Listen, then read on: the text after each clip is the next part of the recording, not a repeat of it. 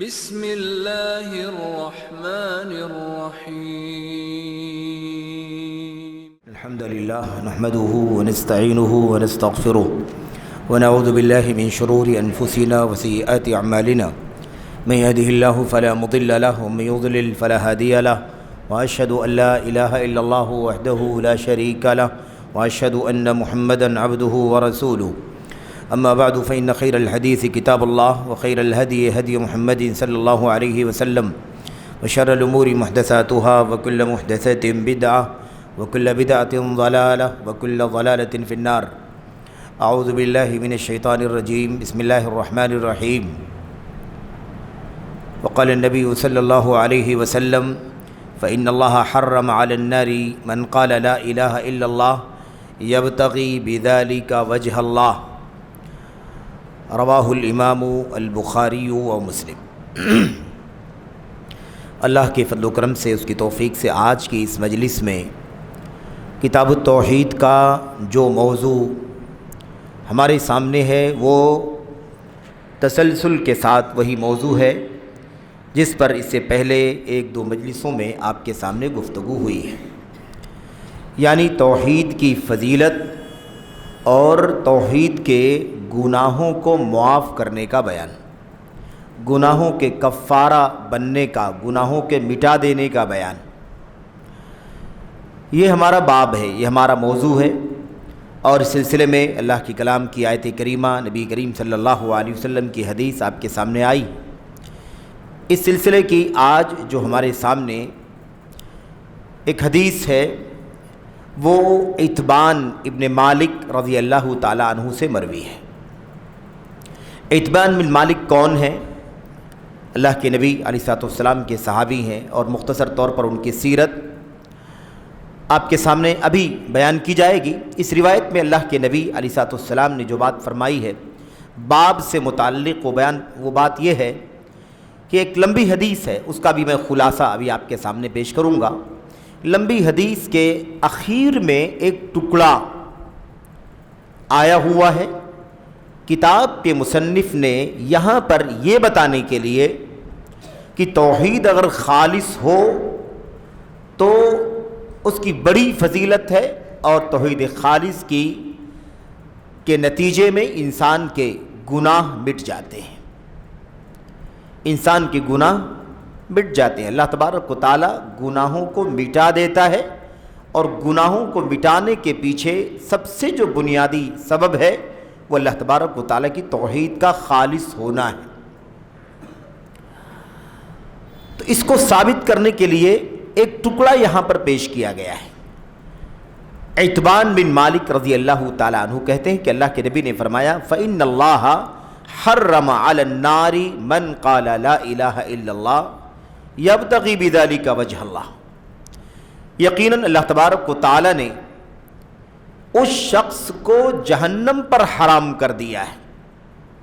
فإن اللہ حرم علی النار، اللہ تعالیٰ نے اس شخص کو حرام کر دیا ہے جہنم پر جو کہے لا الہ الا اللہ، اور اس کلمے کو کہنے کے بعد اس کے دل کی جو کیفیت ہونی چاہیے، یا اس کلمے کو کہنے سے پہلے، زبان پر لانے اقرار کرنے سے پہلے اس کی کیفیت ہی ہونی چاہیے، یا اس کا اقرار کرتے وقت دل کی حالت یہ ہونی چاہیے یبتغی بذالک وجہ اللہ، کہ وہ اس کلمے کا اقرار کرے تو سچے دل سے اقرار کرے، اس کا مقصد اللہ تبارک و تعالیٰ کو راضی کرنا ہو، اللہ کی رضا، اللہ تعالیٰ کی خوشنودی، اللہ تعالیٰ کی مغفرت، اس کی رضامندی، اس کا رضوان، اس کی جنت کا حصول ہو. اس کے پیچھے ریاکاری نہ ہو،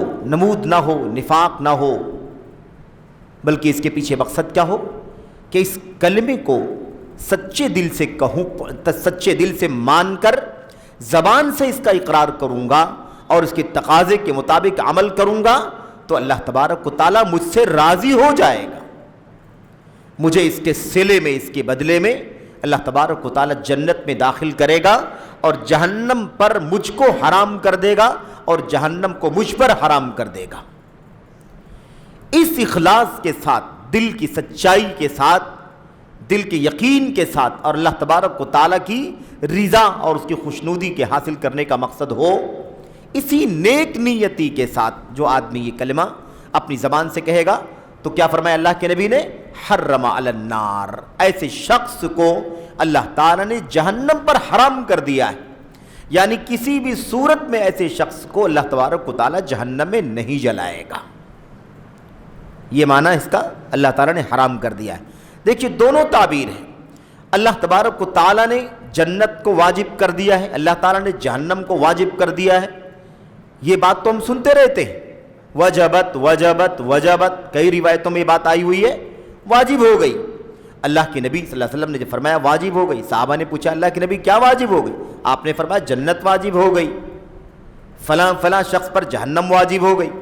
تو جنت کا واجب ہونا، جہنم کا واجب ہونا، یہ بات تو ہم نے سنی ہے، یہ انداز، یہ تعبیر، لیکن یہ بھی ایک تعبیر ہے اللہ کے کلام، اللہ کے نبی علیہ السلام کی حدیث کے اندر، کہ اللہ تعالیٰ یہ نہیں فرماتا، یا اللہ کے نبی یہ نہیں فرماتے ہیں کہ اللہ نے جہنم کو حرام کر دیا ہے، بلکہ اس کو بیان کرنے کا یہ طریقہ بھی ہے کہ اللہ تبارک و تعالیٰ فلاں شخص کو جہنم پر حرام کر دیتا ہے، یہ بھی ایک انداز ہے۔ تو اس میں اصل میں بتانا کیا ہے؟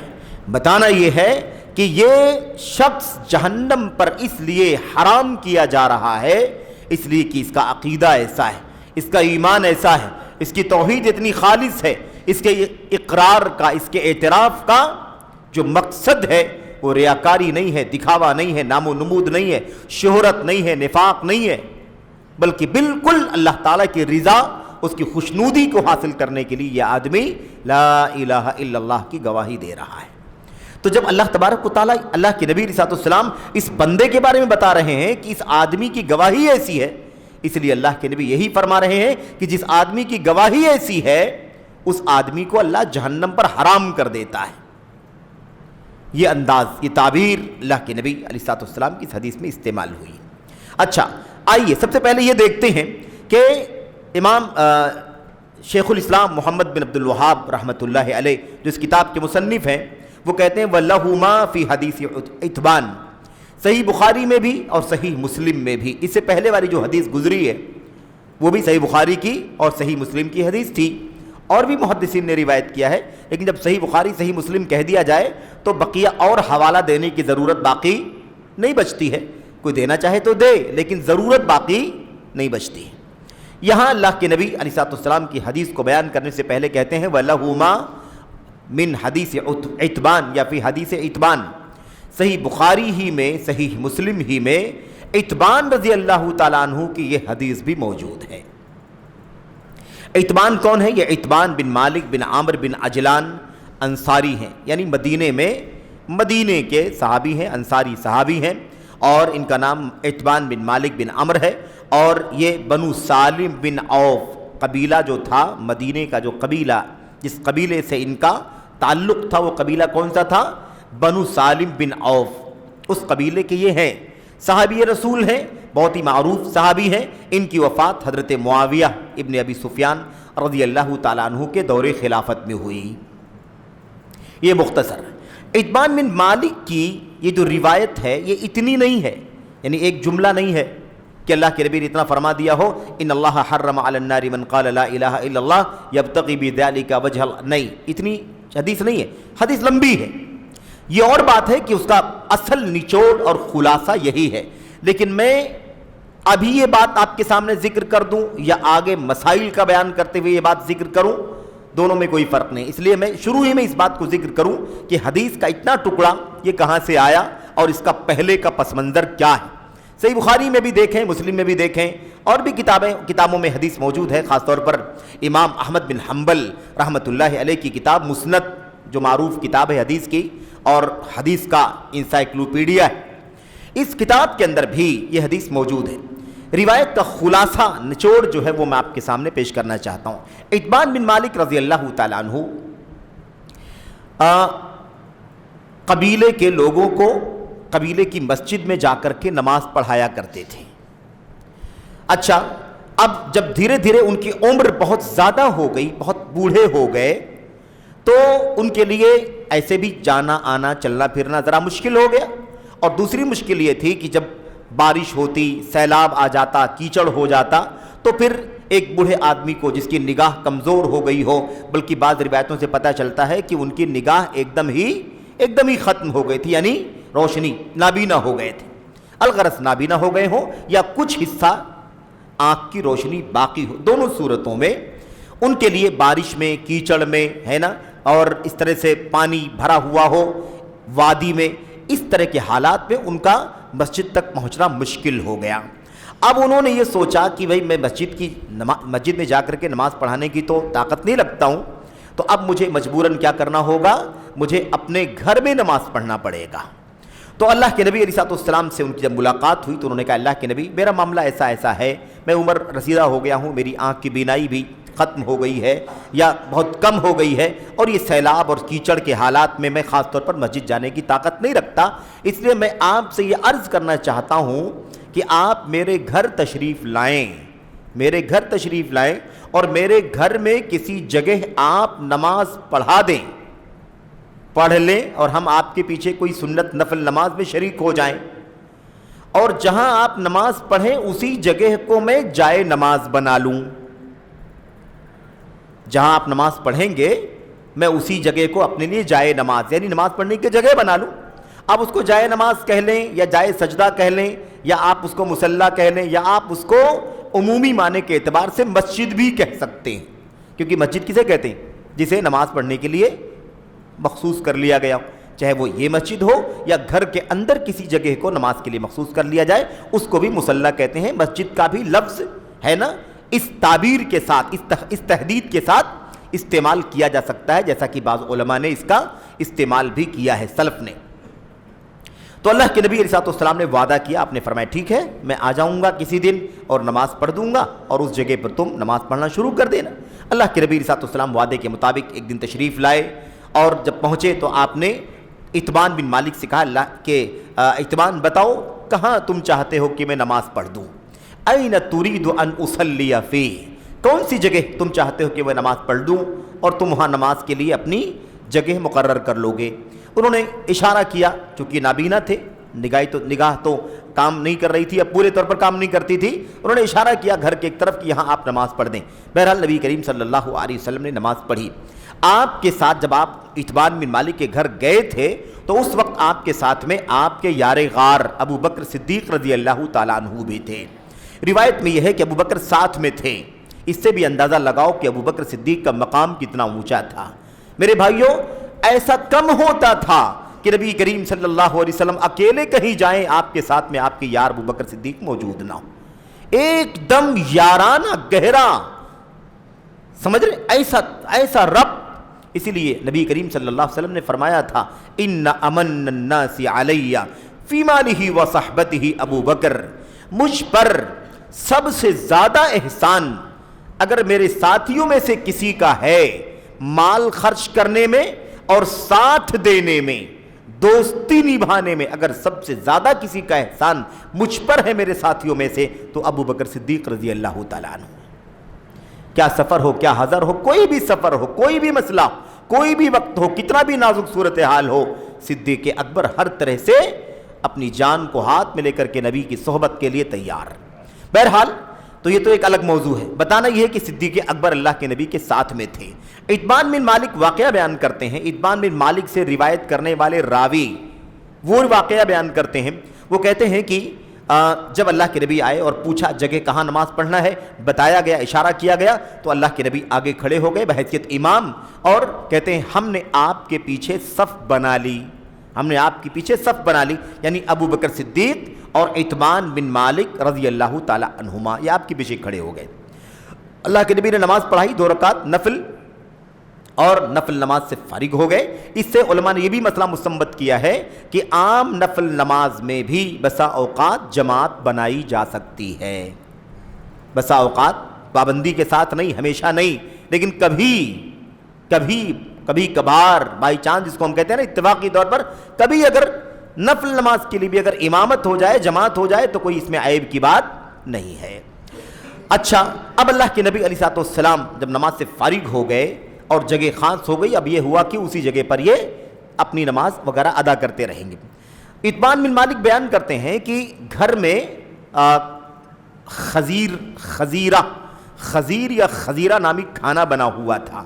یہ ایک کھانا ہے جو عرب کے لوگ اس زمانے میں بنایا کرتے تھے۔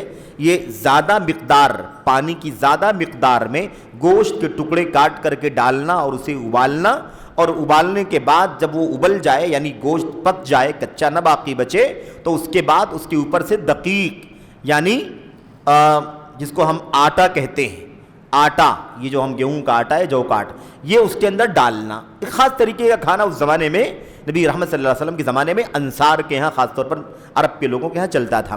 کہتے ہیں کہ اب جب اللہ کے نبی نماز سے فارغ ہوئے تو ہم نے اللہ کے نبی کے سامنے کھانا پیش کر دیا کہ اللہ کے نبی یہ کھانا ہے اور آپ تھوڑی دیر رک جائیں، اس میں آپ تناول کر لیں، اس کے بعد پھر نکلتے ہیں۔ اللہ کے نبی صلی اللہ علیہ وسلم کو ہم نے روک دیا۔ اب اتنی دیر میں لوگوں کو پتہ چل گیا کہ اللہ کے نبی علیہ السلام اتبان بن مالک کے گھر آئے ہوئے۔ اب ادھر سے دھیرے دھیرے بہت بڑی تعداد اکٹھا ہو گئی، کافی لوگ اکٹھا ہو گئے۔ بعض روایتوں سے پتہ چلتا ہے کہ ہے نا جو دیرہ ہوتا نا، دیرہ یعنی محلہ مطلب گھر اور آس پاس کے 2-4 گھر اور گلی کے لوگ ایسے اکٹھا ہو گئے، آ گئے۔ اب جب اندر کافی لوگ اکٹھا ہو گئے تو ایک شخص نے کافی لوگوں کو دیکھا کہ فلاں ہے، تو ایک شخص نے سوال کیا، پوچھا این مالک ابن الدخشن یا این مالک ابن الدخیشن، بھئی اور لوگ تو دکھائی دے رہے ہیں، مالک بن دخشن کہاں یا مالک بن دخیشن کہاں؟ اچھا، تو کسی نے کہا کہ وہ تو منافق آدمی ہے، کسی نے کہا کہ وہ کون ہے؟ وہ تو منافق آدمی ہے، انہ لا یحب اللہ ورسولہ، وہ تو اللہ سے، اس کے رسول سے محبت نہیں رکھتا۔ منافق آدمی یعنی کیا مطلب بتانا، یہ کہنے کا مقصد یہ تھا کہ وہ بظاہر اپنے آپ کو مسلمان ظاہر کرتا ہے، دل میں اندر جو ہے نا وہ اللہ کے نبی سے، اللہ سے، اس کے رسول سے سچی محبت اس کے دل کے اندر نہیں ہے۔ ظاہر کی ایمان کے لیے دل کا اقرار، دل کی تصدیق چاہیے، زبان سے تو بعد میں، دل کے سچی گواہی کے بعد وہ چیز زبان پر آنی چاہیے اور اس کے بعد پھر وہ عمل میں ڈھل جانی چاہیے، یہ صحیح معنوں میں ایمان ہوگا۔ تو کسی نے کہا انہ منافق لا یحب اللہ ورسولہ، یہ تو منافق ہے۔ ابن الدخشن، مالک ابن الدخشن یا دخیشن دونوں نام بیان کیا جاتا ہے، بلکہ بعض روایتوں میں ہے مالک ابن الدخشم، نون کے بجائے میم کا لفظ بھی آیا ہوا ہے۔ بہرحال وہ کہاں ہیں؟ تو کسی نے کہا منافق ہے، اللہ اس کے رسول سے محبت نہیں کرتے۔ تو اللہ کے نبی علیہ السلام نے جب یہ بات سنی کہ کوئی کہہ رہا ہے کہ وہ منافق ہے، اللہ اس کے رسول سے محبت نہیں کرتا، تو اللہ کے نبی علیہ السلام نے فرمایا، کیا اس شخص نے لا الہ الا اللہ نہیں کہا ہے؟ اور لا الہ الا اللہ یبتغی بذالک وجہ اللہ، اللہ کی رضا حاصل کرنے کے لیے لا الہ الا اللہ نہیں کہا ہے؟ یعنی اللہ کے نبی یہ کہنا چاہ رہے ہیں کہ بھئی اس نے تو اللہ تبارک و تعالیٰ کی توحید کی گواہی دی ہے اور اللہ کی رضا کے لیے گواہی دی ہے، تو یہ کیسے یہ بات کہی جا رہی کہ وہ شخص منافق؟ یہ واقعہ یاد رکھنا، کیونکہ یہ آخری جملہ جو یہاں پر حدیث میں آیا ہوا ہے، یہ پورا واقعہ بہت اہم تعلق رکھتا ہے اس سے، تبھی تو پتہ چلے گا کہ سچی توحید کی گواہی کون دیتا ہے اور سچا موحد کب ہو سکتا ہے۔ اچھا، اللہ کے نبی صلی اللہ علیہ وسلم نے یہ پوچھا کہ بھئی اللہ کی گواہی، توحید کی گواہی دیا ہے اور اللہ کی رضا کے حصول کے لیے دیا ہے، تو کسی نے پھر اللہ کے نبی صلی اللہ علیہ وسلم کے اس بات کے بولنے کے بعد کہا کہ لیکن اس شخص کی پوری توجہ اور اس کا اٹھنا بیٹھنا، اس کا دوستانہ اور اس کا سرکل، جس کو اپنی زبان میں کہہ رہا ہوں، جو حدیث میں تعبیر ہے اس کا خلاصہ یہ ہے کہ اس کی پوری توجہ جو ہے وہ تو اٹھنا بیٹھنا یا ملنا جلنا، تعلقات تو منافقوں کے ساتھ، اس کا تعلق کس کے ساتھ ہے؟ عام طور پر اس کی توجہ یعنی ملنا جلنا منافقوں کے ساتھ ہے۔ اب اس کے بعد نبی کریم صلی اللہ علیہ وسلم، یہ بات سننے کے بعد اللہ کے نبی علیہ السلام نے خلاصے کے طور پر فرمایا کہ دیکھو، اگر اللہ تبارک و تعالیٰ کی جہنم سے بچنا ہے پورے طور پر کہ اللہ ہمیشہ کے لیے جہنم میں داخل نہ کرے، تو ایسی صورت میں یہ شرط ضروری ہے فَإِنَّ اللَّهَ حَرَّمَ عَلَى النَّارِ مَنْ قَالَ لَا إِلَهَ إِلَّا اللَّهِ يَبْتَغِي بِذَلِكَ وَجْهَ اللَّهِ. یقیناً اس بات کو اچھی طرح سے جان لو. تو اس بات کو جان لو تو کیا مطلب؟ کہا گیا کہ اس آدمی کا تعلق، اس کا اٹھنا بیٹھنا، اس کی توجہ منافقوں کے ساتھ میں ہے. تو اللہ کے نبی نے فرمایا تو یقیناً اللہ تبارک و تعالی جہنم پر اس شخص کو حرام کر دیتا ہے جو لا الہ الا اللہ کہتا ہے اور اس کا مقصد اللہ کی رضا حاصل کرنا ہوتا ہے. یہاں پر یہ حدیث ختم ہوتی ہے. اب حدیث میں ہمیں 2-3 بڑی اہم باتیں معلوم ہوتی ہیں. ایسے تو مسائل آ رہے ہیں آگے، لیکن اس جو واقعہ ہم نے پورا پڑھا، واقعہ یہاں پر حدیث میں یہاں ذکر نہیں کیا گیا، مختصر طور پر وہ آخری ٹکڑا جو مقصد تھا مضمون سے تعلق رکھنے والا وہ بیان کیا گیا. حدیث سے معلوم پڑتا ہے کہ مالک ابن الدخشن کے بارے میں جو کسی نے کہا کہ وہ تو منافق ہے. اصل میں یہ بات کہنے والے خود اتبان بن مالک رضی اللہ تعالیٰ عنہ تھے. یہ بات کس نے کہی تھی؟ اتبان بن مالک رضی اللہ تعالیٰ عنہ، جن کے گھر میں اللہ کے نبی صلی اللہ علیہ وسلم تشریف لائے تھے. دیکھیے معاملہ الگ ہے، واقعہ الگ ہے، کس مقصد کے لیے آپ گھر میں آئے ہیں وہ معاملہ الگ ہے. لیکن اس کے بعد یہ بات جب چھڑ گئی مالک بن دخشن کی اور عقیدے کا مسئلہ آیا، ایمان کا مسئلہ آیا، نفاق کا مسئلہ آیا، تب اللہ کے نبی صلی اللہ علیہ وسلم نے ایک قاعدہ بتلا دیا کہ اللہ تعالیٰ جہنم پر اس شخص کو حرام کرے گا جس نے لا الہ الا اللہ کہا ہو اور اس کے پیچھے اس کے اخلاص کا، اس کے دل کی سچائی کا عالم یہ ہو کہ اس سے اس کا مقصد اللہ کی رضا اور خوشنودی کے علاوہ کچھ نہ ہو. تو اب یہاں پر بات ہی معلوم پڑ رہی ہے کہ اگر کسی شخص نے ظاہر میں لا الہ الا اللہ کہا ہے، ظاہر میں لا الہ الا اللہ کہا ہے، زبان سے کہا، ایک بار کہا، بار بار کہا، 100 بار کہا، لیکن اس کا اصل معنی کہ اللہ تعالیٰ کے سوا حقیقت میں کوئی عبادت کے قابل نہیں ہے. اللہ کے ماں سوا جتنے بھی ہیں ان میں سے کسی کے لیے بھی ایک ذرہ عبادت کا انجام نہیں دیا جا سکتا، اور انجام دیا گیا تو اس کا ٹھکانہ جہنم ہے. اگر بغیر توبہ کے مر گیا تو ہمیشہ ہمیشہ کے لیے جہنمی ہو جائے گا. اس خالص عقیدے کے بغیر، دل کی تصدیق اور یقین کے بغیر اگر کوئی شخص ہمیشہ زبان سے بولتا رہے لا الہ الا اللہ، لا الہ الا اللہ، لا الہ الا اللہ، تو اس کے اس زبانی اقرار کا کوئی فائدہ اسے حاصل نہیں ہوگا. کیونکہ نبی کریم صلی اللہ علیہ وسلم صاف صاف فرما دیا کہ بھئی مالک ابن الدخشن کا مسئلہ ہو یا کسی اور کا مسئلہ ہو، قاعدہ جان لو کہ اللہ جہنم پر اس کو ہی حرام کرے گا جو لا الہ الا اللہ کہے اور سچے دل سے کہے، یبتغی بذالک وجہ اللہ، اس کا مقصد اللہ کی رضا.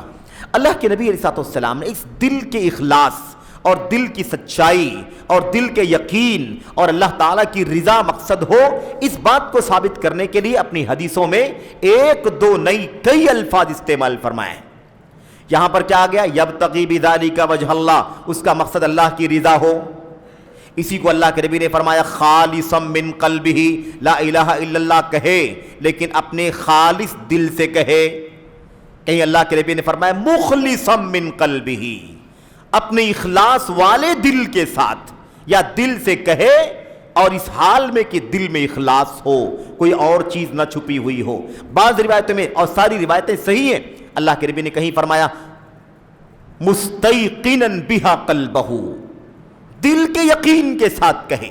کہیں اللہ کے نبی صلی اللہ علیہ وسلم نے کیا فرمایا؟ صدقا من قلبہ، دل کی سچائی کے ساتھ اس بات کا اقرار کرے. یہ ایک سے زیادہ الفاظ استعمال اس لیے کیے جا رہے ہیں تاکہ اس کلمے کو زبان سے اقرار کرنے سے پہلے یہاں ایک دم خالص عقیدہ بیٹھا ہوا ہو. یہاں اگر بگاڑ ہے، یہاں اگر خلل ہے، یہاں سے اگر وہ چھوٹے بڑے بت نہیں نکلے ہیں تو پھر یہ سامنے ہاتھ سے چھوئے جانے والے بت اور سر ٹیکے جانے والے بتوں کو بھی توڑنے کا کوئی فائدہ نہیں. یہاں سے بت گرنا چاہیے پہلے، ظاہری بتوں کو تو بعد میں، یہاں سے پہلے عقیدہ توحید کا. سمجھ رہے؟ اس کو سمجھنے کے لیے وہ نقطہ صرف اور صرف یاد کر لیجئے. ایک شخص کو اگر کوئی مجبوراً کلمہ کفر کہلا رہا ہو، یہ بھی آج کل کا ایشو ہے، معاف کرنا مجھے، زبردستی ہتھیار کے زور پر، بھیڑ کے زور پر اور موب کے زور پر چلو یہ کہو، چلو یہ کہو، چلو یہ نعرہ لگاؤ، چلو وہ نعرہ لگاؤ، سنتے رہتے ہو کہ نہیں سنتے رہتے ہو؟ اس لیے نقطہ یاد رہے، اگر یہاں کا بت گر گیا ہے نا، تو اگر کوئی زبردستی آپ سے کسی مورتی کا سجدہ بھی کروا لے گا اور دل اللہ کی توحید پر، ایمان پر جمع ہوا ہے، تو آپ کی ایمان میں کوئی فرق نہیں پڑے گا۔ لیکن اگر یہاں خلل ہے تو ان بتوں کو آپ چھوڑیں یا پکڑیں کوئی فائدہ نہیں ہے۔ یہ مزار ہیں، یہ قبریں ہیں، یہ آستانے ہیں، یہ درگاہیں ہیں، یہ تربتیں ہیں، یہ سجدے ہیں، یہ رکوع ہیں، یہ چادریں ہیں، سلسلہ چل رہا ہے، اور زبان سے لا الہ الا اللہ کا وظیفہ بھی چل رہا ہے۔ کیا فائدہ ہے؟ زبان سے اقرار کا کیا حاصل ہے؟ دل اور نگاہ بھی مسلمان ہونا ضروری ہے۔ زبان سے کہہ بھی لیا لا الہ تو کیا حاصل؟ زبان سے کہنے سے حاصل نہیں ہے، دل اور نگاہ یہ بھی پاک ہونا چاہیے۔ تو اصل میں نقطہ یہ سمجھنا، اگر انسان کو کوئی زبردستی کلمہ کفر کہلوا دے، تلوار، ہتھیار اور کسی اور نت، تو یاد رکھو کہ اگر اس کا دل توحید پر مطمئن ہے، ایمان پر جمع ہوا ہے، تو یہ ظاہری زبان سے کلمہ کفر کہنا، کسی غیر اللہ کا سجدہ کر لینا بھی، سر ٹیک لینا بھی، انشاءاللہ تبارک و تعالیٰ آپ کے ایمان کو نہیں بگاڑے گا، آپ کے ایمان میں کوئی خلل پیدا نہیں ہوگا۔ اللہ تبارک و تعالیٰ نے قرآن کریم کے اندر اس بات کو بیان فرمایا، إِلَّا مَنْ أُكْرِهَ وَقَلْبُهُ مُطْمَئِنٌ بِالْإِيمَانِ، سوائے اس کے جسے مجبور کر دیا گیا، زبردستی اس سے کوئی کفریہ کام کروا دیا گیا ہو، وَقَلْبُهُ مُطْمَئِنٌ بِالْإِيمَانِ، لیکن حالت یہ ہو کہ وہ زبردستی ہی کرایا گیا، اس کا دل ایمان پر مطمئن ہو، جمع ہوا ہو، کوئی فرق نہیں پڑے گا۔ وَلَكِنْ مَنْ شَرَحَ بِالْكُفْرِ صَدْرًا، لیکن سینے کو کھول کر کے جس نے کفر کو ہضم کر لیا، تو ظاہری چیزوں سے کوئی فرق پڑنے والا، کوئی فائدہ ملنے والا نہیں ہے۔ اچھا، خلاصہ کیا ہے؟ خلاصہ یہ ہے کہ اللہ کے نبی نے یہ بات سمجھا دی کہ اچھا ایک بات اور بھی صاف ہو جائے، اب کسی کے ذہن میں شبہ نہیں رہنا چاہیے کہ بھی مالک ابن الدخشن کے بارے میں اتبان بن مالک نے یا کسی اور صحابی نے بھی اگر یہ بات کہی کہ وہ منافق ہے، اللہ اس کے رسول سے محبت نہیں کرتا ہے، تو اب یہ کنفیوژن دل سے، ذہن سے نکال دو کہ وہ نعوذ باللہ منافق تھے۔ کیوں؟ اس لیے کہ کہنے والوں نے اپنی معلومات کے حساب سے وہ بات کہی، کہنے والوں نے اپنی معلومات کے مطابق وہ بات کہی اور اللہ کے نبی کے سامنے وہ بات کہی، لیکن جب نبی کریم صلی اللہ علیہ وسلم نے یہ بات کہہ دی کہ کیا اس نے زبان سے لا الہ الا اللہ نہیں کہا ہے اور اس کا مقصد اللہ کو راضی کرنا نہیں ہے، تو اب یہ ڈاؤٹ، یہ شبہات صاف ہو جانا چاہیے، کیونکہ کہنے والوں نے ضرور کہا کہ منافق ہے، اللہ اس کے رسول سے محبت نہیں کرتا، لیکن اللہ کے نبی نے اس مسئلے کو ختم کر دیا، گواہی دے دی، اللہ کے نبی نے گواہی دے دی کہ لا الہ الا اللہ انہوں نے کہا ہے، اور ان کا مقصد دکھاوا نہیں، نفاق نہیں ہے کہ زبان سے تو کہہ رہے ہیں دل میں ایمان نہیں ہے، ایسا مسئلہ نہیں ہے، بلکہ یبتغی بذالک وجہ اللہ، اللہ کی رضا حاصل کرنے کے لیے مالک ابن الدخشن نے لا الہ الا اللہ کہا ہے۔ اس لیے یہ بات صاف ہو گئی کہ کوئی بھی نفاق کا، منافقت کا کوئی شبہ، کوئی ڈاؤٹ، کوئی کنفیوژن یہاں پر پیدا نہیں ہونی چاہیے۔ یہ بھی اس وقت کے بہت بڑے فتنوں میں سے ایک فتنہ ہے۔ بڑے بڑے مفکرین، عقل پرست، اور اپنے آپ کو اور اپنے لاجک کو اور اپنی ذہانت کو، فطانت کو دنیا کے سامنے پیش کرنے کے لیے کبھی الگ الگ زبانوں میں نبی کریم صلی اللہ علیہ وسلم کی صحابہ کرام کے خلاف بھی اپنی زبانوں کو، گندی زبانوں کو کھولتے، نبی کے صحابہ کو منافق کہنے سے بھی میرے بھائیوں باز نہیں آتے۔ کہتے نبی کے صحابہ میں اتنے منافق تھے، ابو ہریرہ رضی اللہ تعالیٰ عنہ کے بارے میں کیا کہہ دیا، اللہ اکبر، معاویہ کے بارے میں کیا کہہ دیا، وہ ایک الگ موضوع ہے، اس میں جانے کا مطلب یہ ہے کہ پھر گفتگو دوسری طرف چلی جائے گی، کسی اور موقع پر وہ بات ہوگی میرے بھائیوں۔ لیکن یہ بات یاد رکھو، نبی کے صحابہ کے بارے میں یہ بات کہنا کہ نبی کے صحابہ منافق تھے، استغفر اللہ، ایمان کے بغیر کوئی صحابی ہو سکتا ہے؟ بھئی من لقی النبی صلی اللہ علیہ وسلم مؤمنا به ومات على ذلك ولو تخللت ردہ، مومن صحابی کون ہے؟ جو نبی کریم صلی اللہ علیہ وسلم سے ایمان کی حالت میں ملاقات کرے اور ایمان کی حالت میں ہی اس کی وفات ہوئی ہو، اگر اللہ نہ کرے بیچ میں مرتد بھی ہو گیا ہو، دین سے ہٹ بھی گیا ہو اور پھر پلٹ کر کے اسلام لے آیا ہو، ایمان لے آیا ہو اور موت ایمان کی حالت میں ہوئی ہو، تو بھی اسے کیا کہا جائے گا؟ صحابی کہا جائے گا۔ تو ایمان کے بغیر تو کوئی صحابی نہیں ہوتا۔ تو اب یہ کہنا کہ نبی کے صحابہ منافق تھے، استغفر اللہ، یہ تعبیر کتنی بھوڑی ہے، کتنی غلط۔ یہ کوئی کہہ سکتا ہے کہ بھئی اللہ کے نبی کے صحابہ، آپ پر ایمان رکھنے والے آپ کے صحابہ، وہ آپ پر ایمان لانے کی وجہ سے اور آپ کے دین کا، آپ کا دفاع کرنے کے لیے اللہ تبارک و تعالیٰ کی طرف سے خصوصی طور پر اللہ کی توفیق سے ہمکنار ہوئے تھے۔ ہاں ایسے لوگ تھے مدینے کے اندر جو دل سے ایمان نہیں لائے تھے، مسلمانوں کے بیچ میں رہتے تھے اور مسلمانوں کے بیچ میں رہ کر اپنے آپ کو مسلمان ظاہر کرتے تھے، انہی کو منافق کہا جاتا ہے۔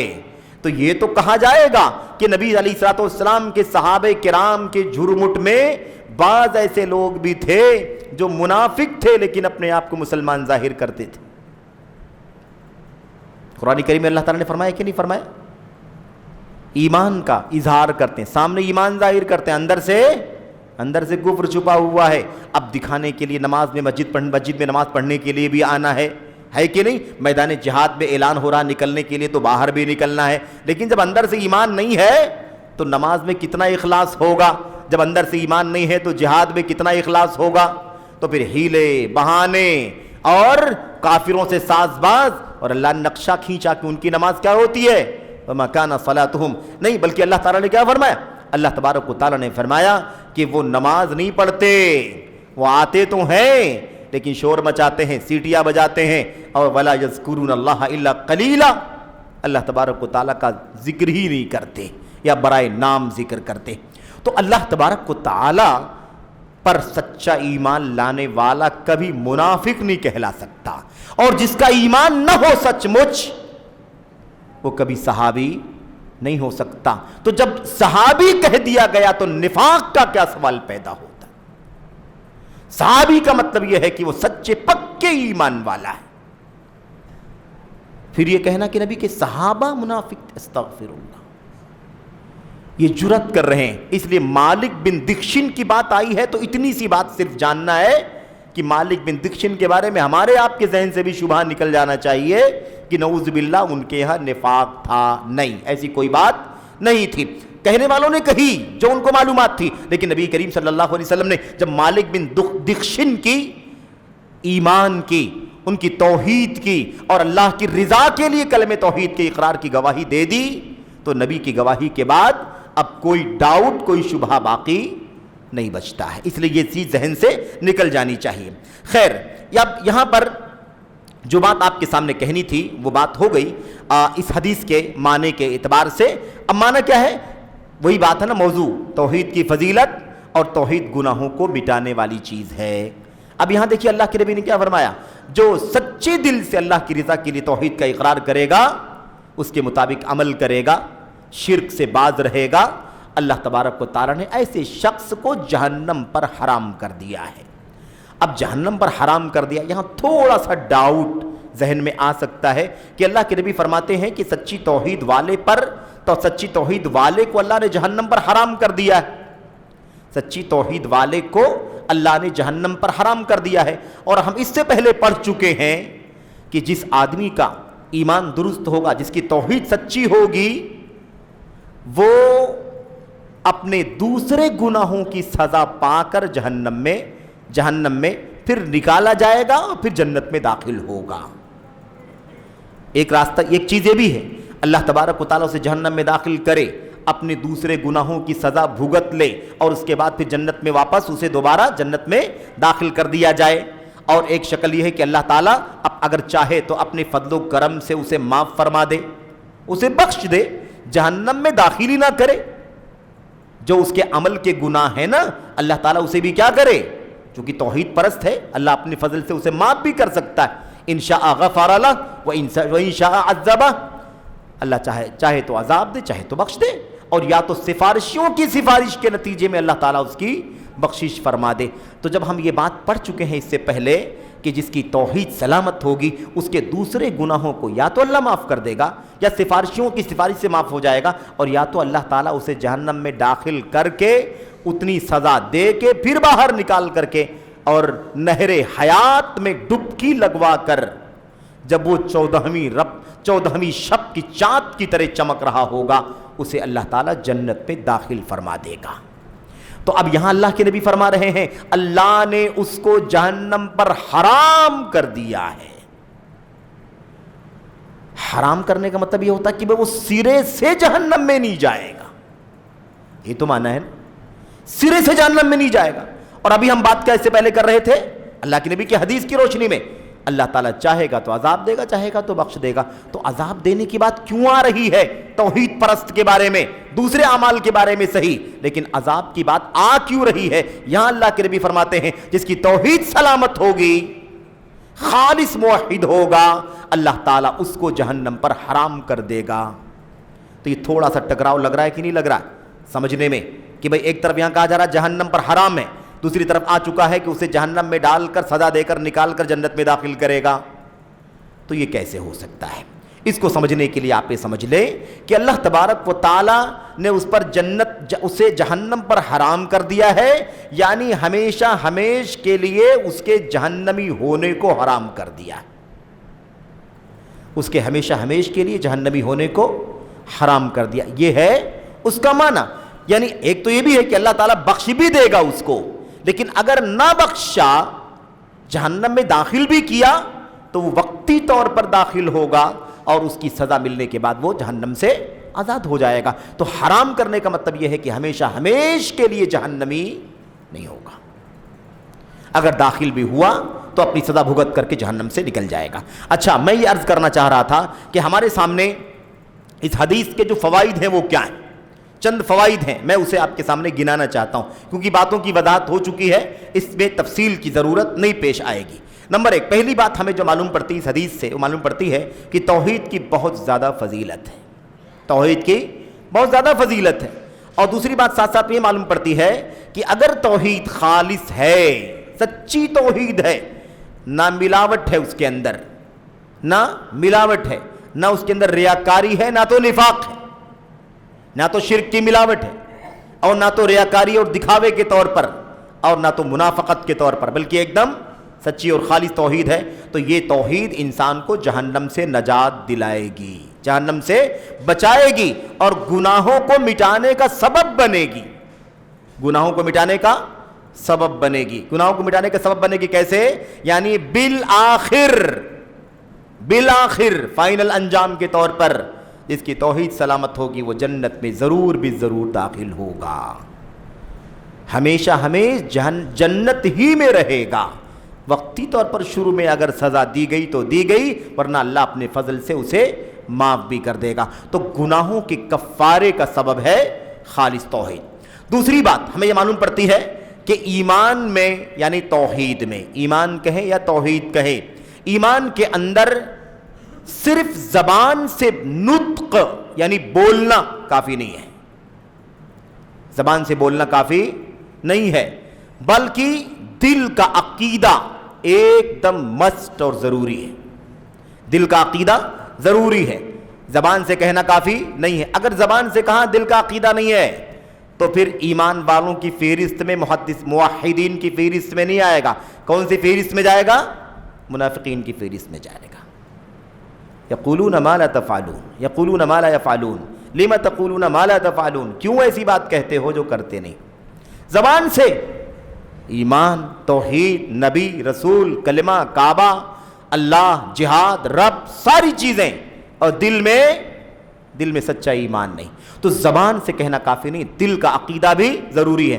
اگر دل کا عقیدہ نہیں ہوگا تو منافقین بھی مسلمانوں میں شامل ہو جائیں گے، مسلمانوں میں کیا ہوں گے؟ شامل ہو جائیں گے۔ دوسری بات ہو گئی۔ تیسری بات کیا ہے؟ یہ بھی معلوم پڑا اس حدیث سے بھی معلوم پڑا کہ ایمان کے اندر صرف دل کا اقرار، دل کا عقیدہ رکھنا بھی کافی نہیں ہے، زبان سے بھی اس کا اقرار کرنا ضروری ہے۔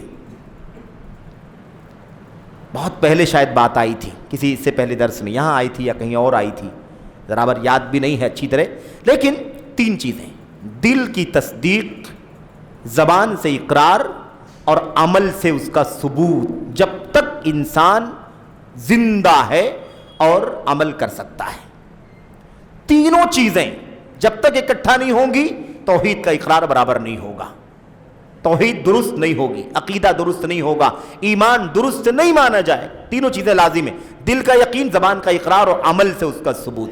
تینوں چیزیں. اس لیے یہ بھی ضروری ہے کہ ایمان کے اندر، توحید کے اندر صرف اور صرف دل کا عقیدہ رکھنا کافی نہیں ہے، زبان سے اس کا اقرار کرنا ضروری ہے. کیوں معلوم آپ کو؟ اس لیے کہ جاحدین، جحود، انکار کرنے والے، انکار کرنے والوں کا طریقہ یہی ہوتا ہے. وہ کیا کرتے ہیں بھائی؟ زبان سے ان کا جو رویہ ہے، وہ کیا ہوتا ہے؟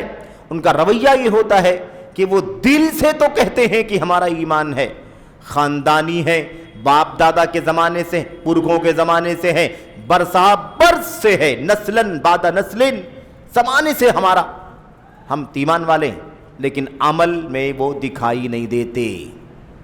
عمل میں ان کا وہ دل والا اقرار زبان سے بھی دکھائی نہیں دیتا اور عمل میں بھی اس کا ثبوت دکھائی نہیں دیتا. تو صرف دل سے یقین کی بات کرنا بھی کافی نہیں ہے، دل سے یقین بھی چاہیے، زبان سے بھی اقرار چاہیے، عمل سے بھی اس کا ثبوت چاہیے. تیسری بات، چوتھی بات ہمیں معلوم پڑتی ہے کہ سچے پکے موحدین، مکمل توحید والوں پر جنت واجب ہے، جہنم حرام ہے. یعنی فائنل ٹھکانے کے اعتبار سے، فائنل انجام کے اعتبار سے، جس کی توحید ایک دم خالص ہے، مکمل توحید والا، ایسے شخص پر جہنم کیا ہے؟ حرام ہے. ایسے شخص پر جہنم حرام ہے، ایسا شخص جہنم پر حرام ہے. جہنم انسان پر حرام اور انسان جہنم پر حرام، دونوں کا نتیجہ اور حاصل ایک ہے. چوتھی بات، پانچویں بات کیا ہے؟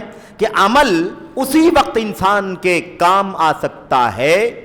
عمل، کوئی بھی عمل، نیکی کا کام اس وقت انسان کو کام آ سکتا ہے جب وہ اللہ کی رضا کے لیے کیا گیا ہو، تھوڑا ہو زیادہ ہو.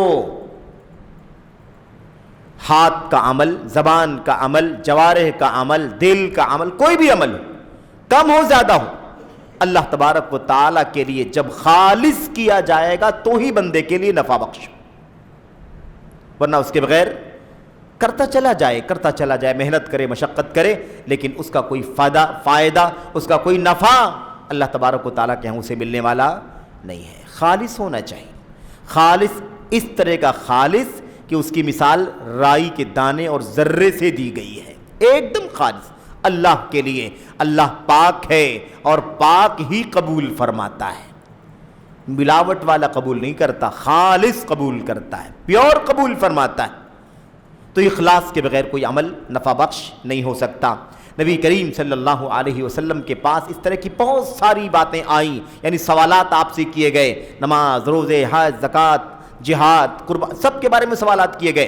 اللہ کے نبی نے ساری چیزوں کا ایک لفظ میں، ایک جملے میں جواب دے دیا، اور آپ علیہ الصلوۃ والسلام نے فرمایا ان اللہ لا يقبل من العمل الا ما كان خالصا وابتغي به وجه اللہ.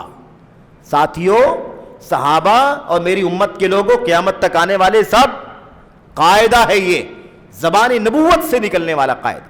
اللہ کے نبی نے فرمایا اللہ تعالیٰ صرف اسی عمل کو قبول فرماتا ہے، نہیں قبول فرماتا اللہ تعالیٰ کسی عمل کو مگر صرف اس عمل کو قبول فرماتا ہے ما کان خالصا، جو خالص ہو اللہ تبارک و تعالیٰ کے لیے، وابتغی بہ وجہ اللہ، اور وہ عمل کر کے اللہ کی رضا تلاش کرنا، اللہ کی رضا حاصل کرنا مقصد ہو. یہ خوش ہو جائے، یہ دیکھ لے، یہ واہواہی کرے، یہ تعریف کرے، اس سے دنیا مل جائے، اس سے شہرت مل جائے، اس سے یہ کام ہو جائے، اس سے یہ کام ہو جائے، چاہے پورے طور پر، کلی طور پر یا جزوی طور پر، بالکل بھی نہیں، ایک دم خالص اللہ تبارک و تعالیٰ کی رضا کے لیے. تب اللہ تبارک و تعالیٰ، ایک شرط یہ ہے اخلاص، دوسری شرط کیا ہے؟ موافقاً ثواباً علی سنت رسول اللہ. عمل کا فائدہ، نفع، اجر، ثواب، اس کا بدلہ دنیا میں آخرت میں اس وقت ملے گا جب وہ خالص اللہ کے لیے ہو اور اس کی ادائیگی کا طریقہ محمد الرسول اللہ صلی اللہ علیہ وسلم کی سنت کے مطابق ہو۔ جتنے عمل کو ریجیکٹ کرنے کی بات کہی جاتی ہے، جتنے اعمال کو ریجیکٹ کرنے کی بات کی جاتی ہے کہ یہ ریجیکٹ ہے، ثواب نہیں ملے گا، اجر نہیں ملے گا، فائدہ نہیں ملے گا، آپ اگر اس عمل کو چیک کر کے دیکھیں گے نا، اس کا جائزہ لے کر کے دیکھیں گے تو آپ کو یہ ملے گا کہ اس عمل کے ریجیکٹ ہونے میں ان دونوں کنڈیشن میں سے کوئی ایک کنڈیشن نہیں پائی جا رہی ہے۔ سمجھ رہے؟ یا تو اللہ کے لیے نہیں کیا جا رہا، طریقہ محمد الرسول اللہ صلی اللہ علیہ وسلم کا ہے، نماز ایک دم سنت کے مطابق لیکن اخلاص کے ساتھ نہیں، ریاکاری کے ساتھ پڑھی جا رہی ہے۔ یہ عمل، یہ نیکی، نماز اللہ تعالیٰ کے یہاں کوئی کام دے، اللہ تعالیٰ کے یہاں قبول ہوگی، بندے کے کام آئے گی نہیں کام آئے گی۔ طریقہ تو نبی علیہ السلام کا ہے نماز پڑھنے میں، لیکن اخلاص نہیں ہے، دکھاوا ہے، ریاکاری ہے، دنیا داری۔ یا کوئی آدمی اللہ کے لیے نماز پڑھتا ہے لیکن نماز پڑھنے کا طریقہ منمانی ہے، فلاں نے ایسا بتایا، فلاں نے ایسا بتایا، فلاں نے ایسا بتایا، تو ایسی صورت میں نبی کی سنت کے مطابق نہیں ہے تو بھی یہ عمل اللہ تعالیٰ کے ہاں قبول نہیں ہے۔ تو آپ یہ قاعدہ یاد رکھیے، جس عمل کے بارے میں بھی یہ ہے کہ وہ ریجیکٹ کیا جائے گا، اس کو آپ چیک کریں گے تو آپ کو اس میں سے یا تو یہ کنڈیشن نہیں ملے گی، یا تو یہ کنڈیشن نہیں ملے گی، یا دونوں نہیں ملے گی۔ جس میں دونوں شرطیں ایک ساتھ میں پائی جائیں گی تب وہ عمل قابل قبول ہوگا۔ اسی لیے دکھاوے والا عمل بھی قبول نہیں ہوگا اور بدعت والا عمل بھی قبول نہیں ہوگا۔ نہ ریاکاری چلے گی اللہ کے یہاں، نہ اللہ کے نبی علیہ السلام کی سنت کو چھوڑ کر کے بدعت اور منمانی اور اپنی عقل کا طریقہ چلے گا، نہیں چلے گا۔ یہ خلاصہ ہے اس کا۔ اور اس کے بعد آخری دو بات اور بھی ہے۔ ایک چھٹی بات یہ ہے کہ جو لا الہ الا اللہ کہے بھی، زبان سے لا الہ الا اللہ کہے اور وہ یہ بھی کہے کہ میرا مقصد اللہ کو راضی کرنا ہے، لیکن ساتھ ساتھ میں اس کا کردار کیا ہو؟ وہ اس کا کردار یہ ہو کہ وہ غیر اللہ کو پکارتا ہو۔ اس سے پہلے بھی ہم نے اشارہ کیا، جمعرات ماہانہ، سالانہ، ہفتہ واری، صبح شام کا درشن مزاروں پر، قبروں پر جا کر کے کرتا ہو، لا الہ الا اللہ کہتا بھی ہو اور زبان سے بھی کہتا ہو کہ اللہ کی رضا کے لیے میں لا الہ الا اللہ پڑھتا ہوں، لیکن اس کا یہ عمل جو شرکیہ وہ کر رہا ہے، اس کے ہوتے ہوئے یہ لا الہ الا اللہ زبان سے پڑھنا اور یہ بولنا کہ سچے دل سے پڑھتا ہوں کوئی کام کا نہیں ہے۔ یہ کلمہ اسے نفع بخش نہیں ہو سکتا، اسے فائدہ نہیں پہنچا سکتا۔ مثال کے طور پر آج کل قبر پرستوں کی مثال لے لو، قبر پرستوں کی مثال، قبروں مزاروں پر جا کر کے غیر اللہ کا سجدہ کرنے والے، رکوع کرنے والے، عبادات کے مراسم انجام دینے والے، ان لوگوں کی مثال آپ کے سامنے ہے۔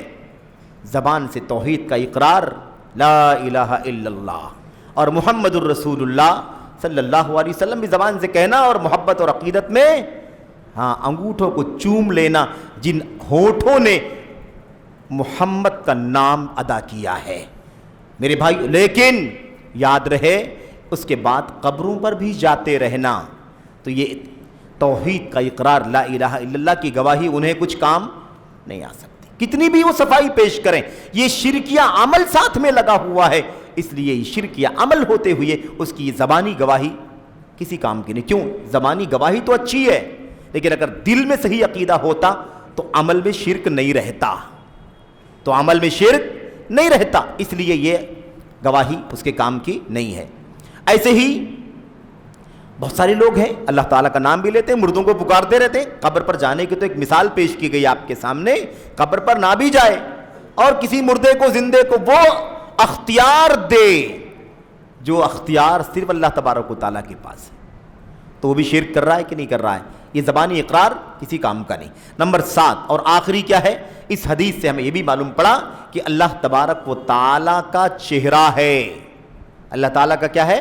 چہرہ۔ یبتغی بذالک وجہ اللہ، اللہ تبارک و تعالیٰ کی رضا ہم ترجمہ کرتے ہیں، لیکن اس کا اصل لفظ کیا ہے میرے بھائیوں؟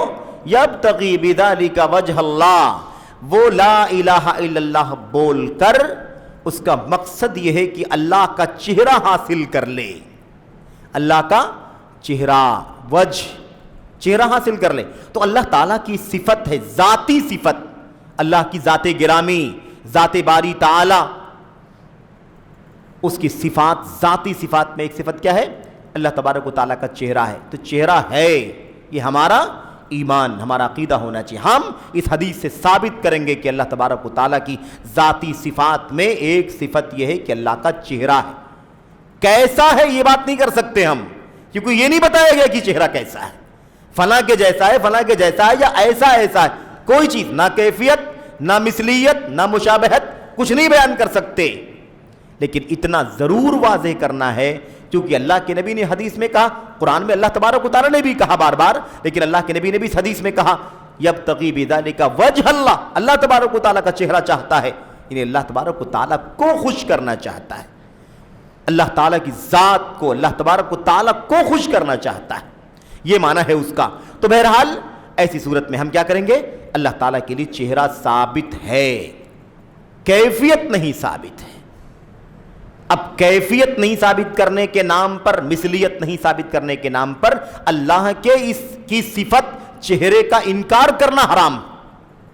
کوئی کہے کہ اب چہرہ ثابت کریں گے تو کیفیت بھی آ جائے گی، چہرہ ثابت کریں گے تو پھر مثال بھی، مثلیت بھی، مشابہت بھی ثابت ہو جائے گی، اس لیے چہرے کا انکار کر دیتے. تو یہ کرنا کیا ہوگا؟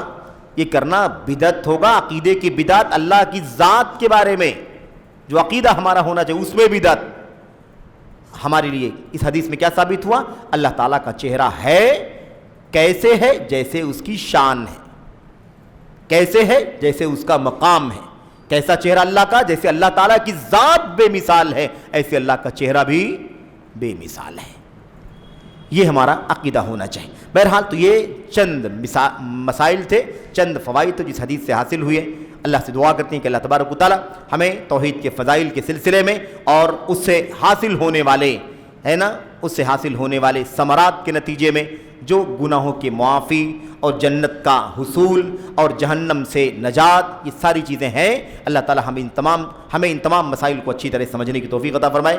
آمین رب العالمین. وصلی اللہ وسلم وبارک علی نبینا محمد وعلی آلہ وصحبہ اجمعین. السلام علیکم ورحمۃ اللہ وبرکاتہ.